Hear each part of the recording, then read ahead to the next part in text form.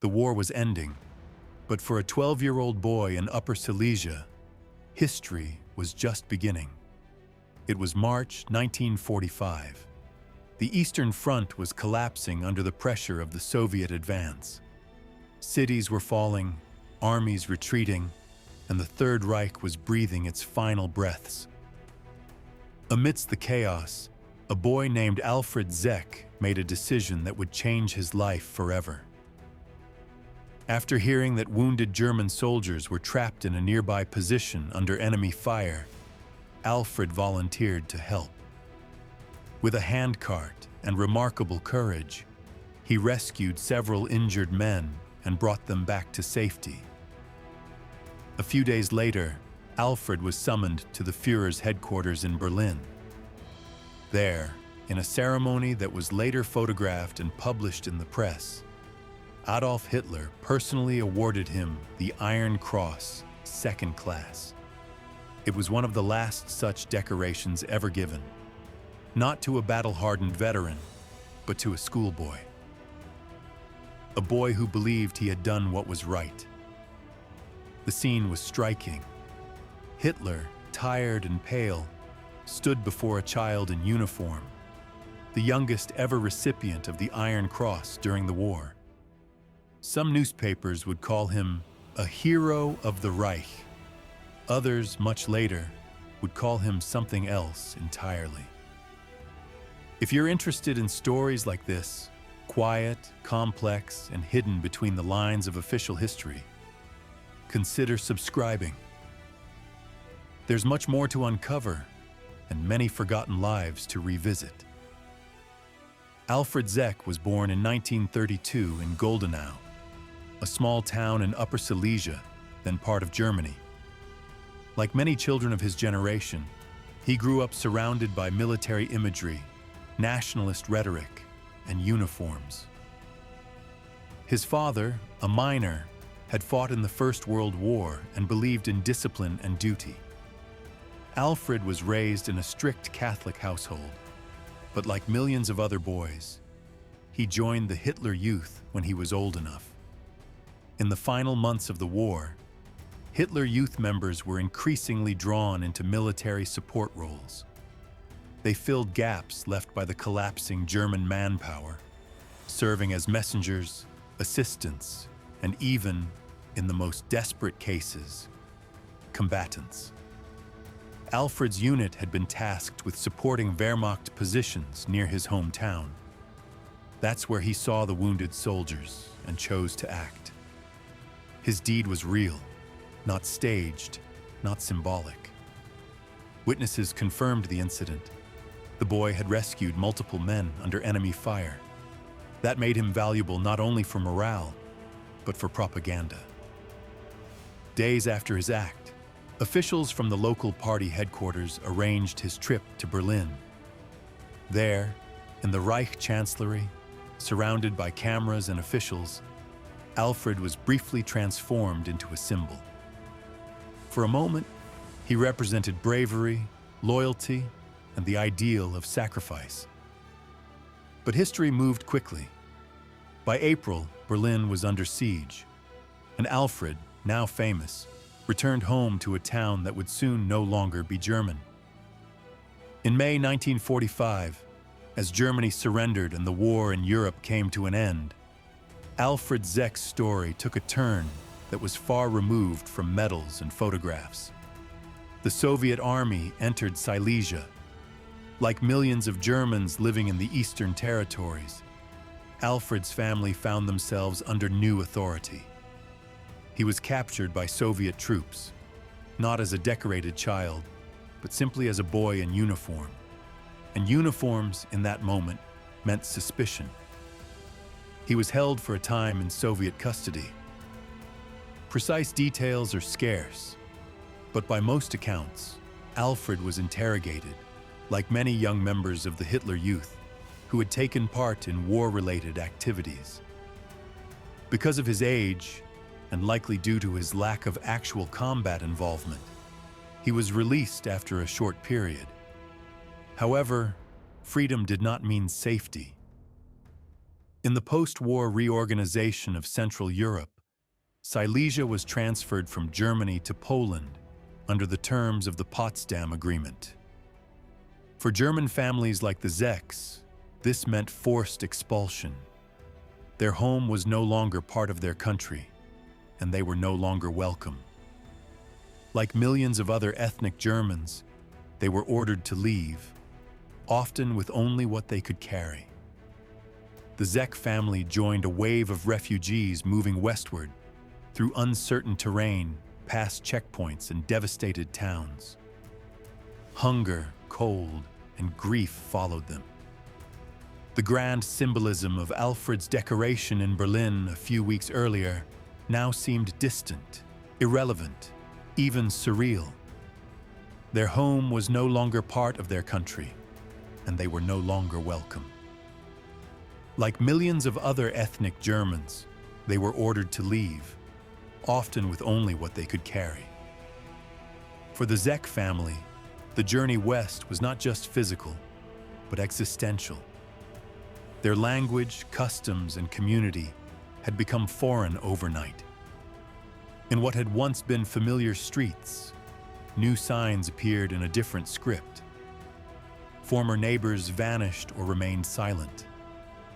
Alfred, once paraded as a symbol of loyalty, now walked beside his parents as part of a silent, uprooted mass, civilians without a homeland. They passed through makeshift camps, crowded train stations, and ruined cities. Food was scarce, documentation inconsistent, and the future uncertain. What remained of Alfred's brief fame was a blurred photograph and a sense that no one wished to speak of what came before. It was, in every way, a forced forgetting, personal and political. By the late 1940s, Alfred Zech was living in what would become the Federal Republic of Germany. He was no longer in the headlines, no longer a symbol, no longer in uniform. He trained as a carpenter and settled into a quiet civilian life. He married, raised children, and avoided public attention. He rarely spoke about his experience. According to family members and later interviews, Alfred did not seek recognition for his past. The Iron Cross he had received, once shown proudly in a newspaper, was kept in a drawer. The photograph of him with Hitler faded with time, and for decades, he remained an anonymous figure in a country still reckoning with its past. In post-war West Germany, the cultural climate discouraged the glorification of any wartime service linked to the Nazi era, even in cases like Alfred's, where a child had acted out of instinct rather than ideology. His story did not fit easily into narratives of guilt, resistance, or reconciliation. He was not a villain, nor a hero. He was, in the end, a boy and then a man, shaped by a moment that neither began nor ended with him. Only much later, in the 1990s and early 2000s, did historians begin exploring the role of children in the Nazi regime more systematically. As part of this research, Alfred's name resurfaced in academic studies, documentaries, and discussions about the use of youth in total war. He agreed to speak publicly a few times, with restraint and dignity, never dramatizing his past, nor denying its complications. Only much later, in the 1990s and early 2000s, did historians begin exploring the role of children in the Nazi regime more systematically. As part of this research, Alfred's name resurfaced. He was invited to take part in interviews and community discussions. In some cases, he declined. In others, he appeared briefly, always modest, always careful in how he spoke. When asked how he viewed his decoration, Alfred often answered with a pause. "I was a child," he once said. "I didn't think in terms of propaganda. I just thought they were hurt, and someone had to help." His words carried no bitterness, but no pride either.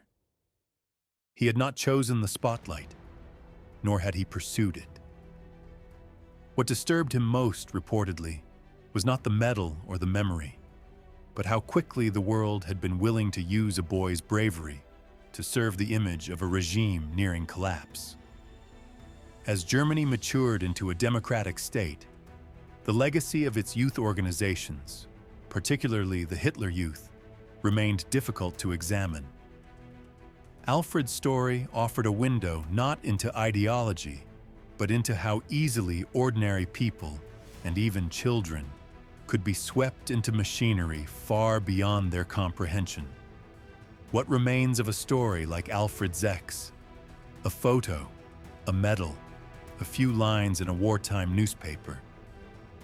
A boy standing beside the leader of a regime that was crumbling even as he received its highest honors. A child carrying wounded men on a handcart through the snow. A man, years later, sanding wood in a quiet German town, trying not to be remembered. Stories like Alfred's are neither comfortable nor convenient. They do not fit into simple categories of good and evil, victim and perpetrator. He was a boy who acted with bravery, perhaps innocence, in the context of a system that rewarded obedience more than understanding. He was used as a symbol, then forgotten. He survived when many did not, and he lived the rest of his life in the long shadow of history. His journey speaks not only to the brutality of total war, but to the ambiguity of human lives caught inside it. Alfred Zech did not write history. He lived beneath its weight and carried it quietly for the rest of his life. In 2011, Alfred Zech passed away in the town of Biberach in southern Germany. He was 79 years old. Few outside his family noticed, but his life, from child rescuer to reluctant symbol to silent craftsman, holds a mirror to a forgotten corner of the 20th century. These stories are not told to glorify or condemn. They are told because they remind us how history is experienced not just by generals and leaders, but by children, civilians, and ordinary people. People who did not choose the context, but had to live in it nonetheless. If this story moved you or gave you something to think about, consider subscribing to this channel. We have many more quiet stories to tell, of war, memory, and the people history almost forgot.